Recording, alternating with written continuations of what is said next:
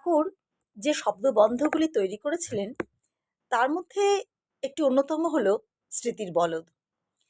খুব অদ্ভুত এবং কি আশ্চর্য অব্যর্থ এই শব্দবন্ধ।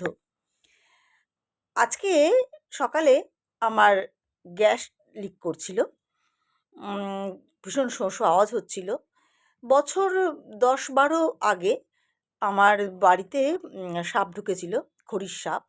সে ভয়ানক ফনা তুলে সে প্রচণ্ড শোঁ শোঁ আওয়াজ করে তার উপস্থিতি জানান দিচ্ছিল।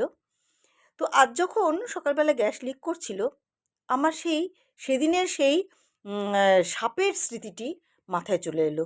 ঠিক একদম হুবহু একই রকম আওয়াজ হচ্ছিল এবং সঙ্গে সঙ্গে আমার সমস্ত শরীর আড়ষ্ট হয়ে একদম আমি মানে হতবুদ্ধি হয়ে, হতচকিত হয়ে ভয়ে সারা শরীর আমার কাঁপতে শুরু করে এবং আমি কি করব আমার হিতাহিত জ্ঞান শূন্য হয়ে যায়। তো আমার ছেলে এসে পরিস্থিতিটা